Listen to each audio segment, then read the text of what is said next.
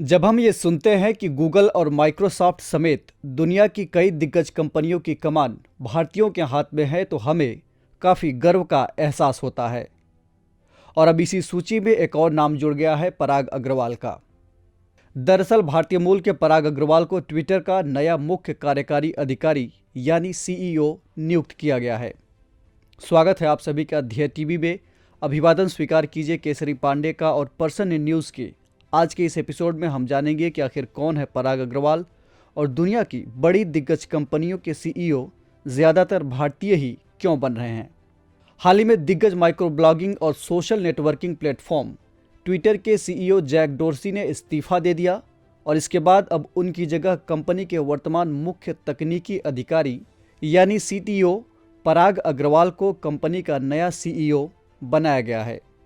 इसके साथ ही 37 साल के पराग अब दुनिया की टॉप 500 कंपनियों के सबसे युवा सीईओ बन गए हैं। बता दें कि पराग ने आईआईटी बॉम्बे से इंजीनियरिंग की डिग्री हासिल की है। इसके अलावा उन्होंने स्टैनफोर्ड यूनिवर्सिटी से कंप्यूटर साइंस में डॉक्टरेट किया है।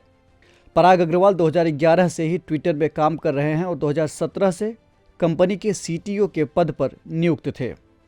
सीईओ बनने के बाद सभी के समर्थन और उन पर भरोसा करने के लिए पराग ने सबको धन्यवाद कहा। गौरतलब है कि पराग के अलावा Google, Microsoft, adobe, VMware, Deloitte और आईबीएम जैसी कई अन्य बड़ी कंपनियों के सीईओ भारतीय ही हैं। ऐसे में ये सवाल उठना लाजमी है कि आखिर दुनिया की बड़ी दिग्गज कंपनियों के सीईओ भारत से ही क्यों बन रहे हैं।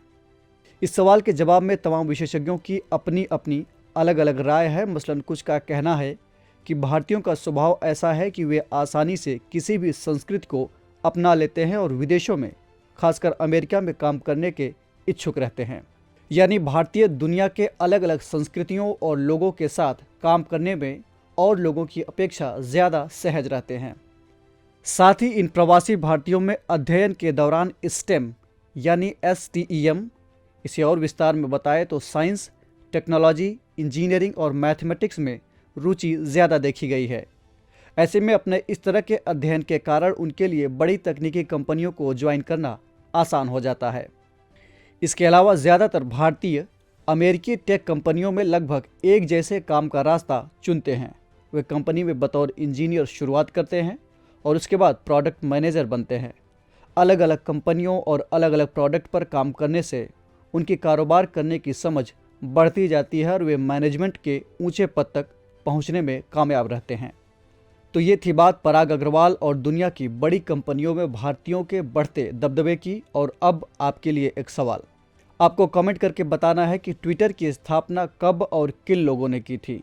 इस एपिसोड में इतना ही। हम फिर मिलेंगे एक नए कार्यक्रम के साथ। तब तक के लिए पढ़ते रहिए और बढ़ते रहिए। नमस्कार।